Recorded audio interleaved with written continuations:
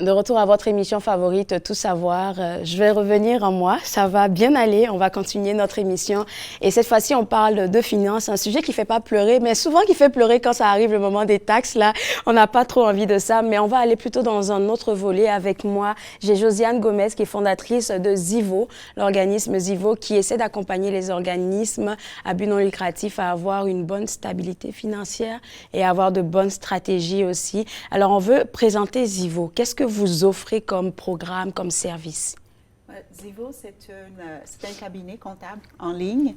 On est enregistré avec l'Ordre des comptables de l'Ontario. Et ce qu'on fait principalement, c'est qu'on s'occupe vraiment des opérations financières des organismes à but non lucratif et de bienfaisance. Oui. C'est ça notre niche. On ne fait pas de compagnie ni rien. Et ce qu'on fait principalement, c'est qu'on devient comme le département de finances interne de l'organisme et on s'occupe de toute la tenue de livre, on fait les paiements de factures, la paye, on prépare les budgets, on prépare tout, on accompagne le directeur ou la directrice générale. Okay. Et puis aussi, on fait des présentations aussi au conseil d'administration, au comité de finances. Dans le fond, c'est comme si l'organisme avait son propre département de comptabilité avec toute une équipe de 4 ou 5 ou 6 personnes. Ce que généralement, ils n'ont pas parce qu'ils n'ont pas d'argent. J'allais en venir parce que souvent, les organismes, ils font... on vient de parler avec Gabrielle tantôt qui disait qu'ils étaient juste 5 dans leur équipe à faire tout ce qu'elles font là. Et puis là, il y a des organismes qui n'ont pas ce financement-là pour avoir... Donc, ils font tout et souvent, il y a des erreurs qu'il ne faut pas faire. Exactement. Et aussi le fait qu'il y a un taux de roulement puis il y a un manque de personnel. Oui.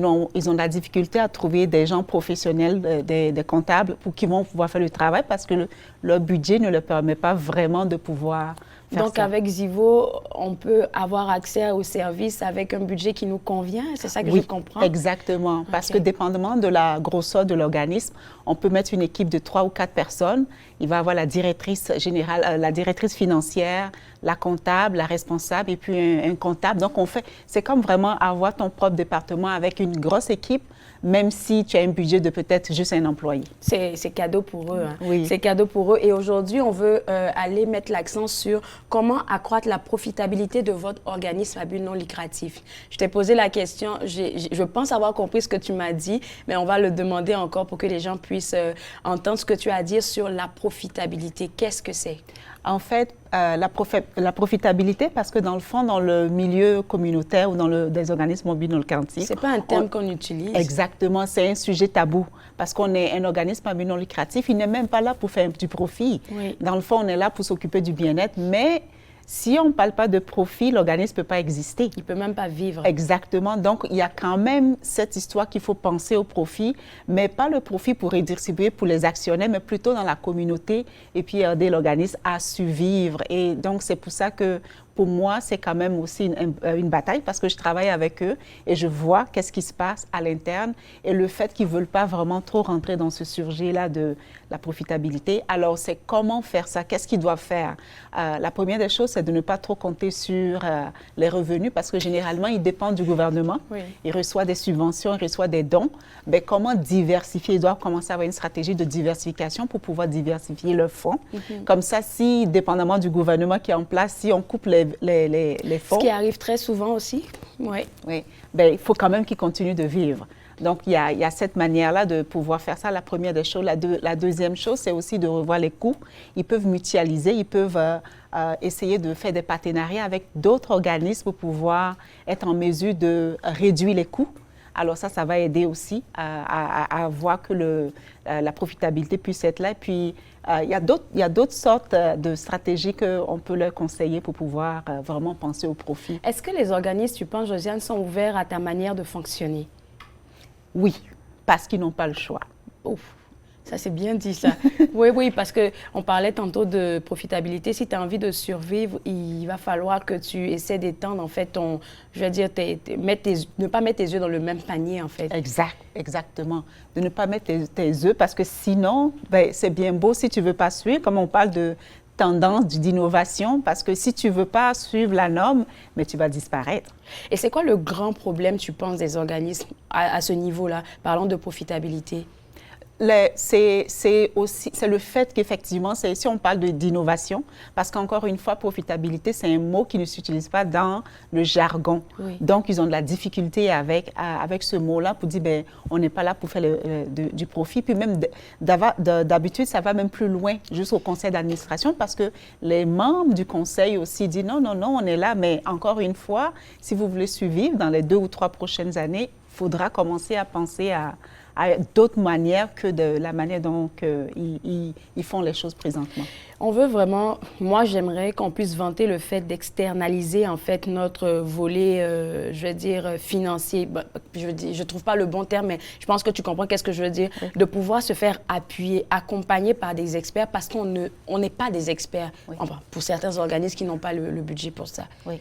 Bien, c'est à peu près ce que Zivo fait, parce qu'encore une fois, moi, vu ma formation et tout, je sais effectivement. Et c'est quoi ta formation? En autant expert comptable, mais moi, j'ai travaillé, puis j'étais auditrice.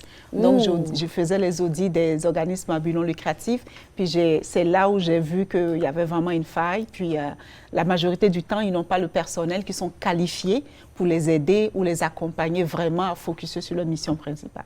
Alors, comme moi, un organisme, j'entends qu'est-ce que tu es en train de dire en ce moment, je te contacte. La première des choses que je devrais préparer, parce que tu vas me demander certaines affaires, oui. Ce serait quoi?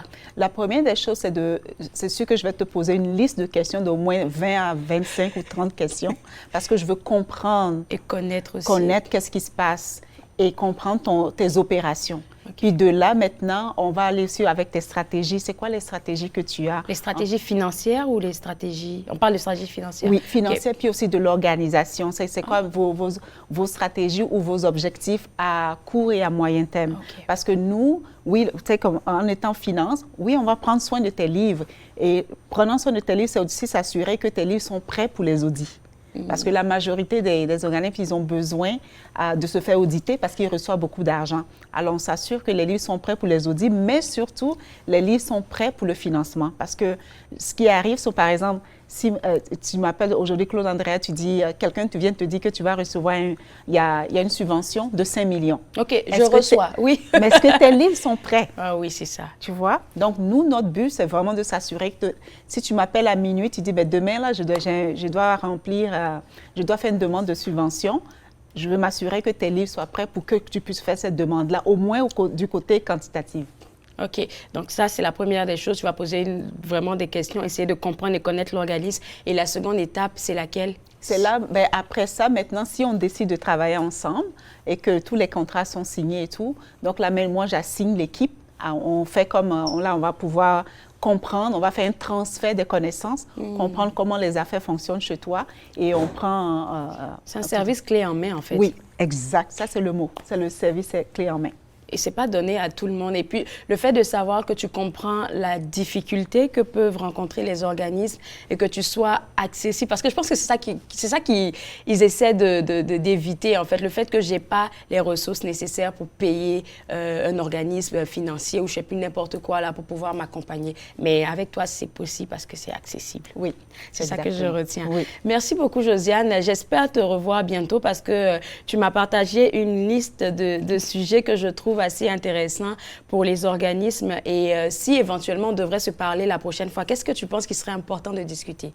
Mais la prochaine fois, ce que je peux parler on va sortir un peu de profitabilité parce que c'est pour ne pas trop les perdre, mais aussi de voir c'est quoi leurs opérations. Est-ce que l'efficacité, est-ce qu'ils utilisent les meilleurs outils? Merci. Les meilleurs outils financiers pour vraiment les aider à sauver du temps et aussi voir. Je pense qu'on va revenir sur ça une prochaine fois. Pour vous autres à la maison, un seul site web, www.zivo.ca. On se voit juste après la pause pour parler de leadership. Vous regardez Tout savoir.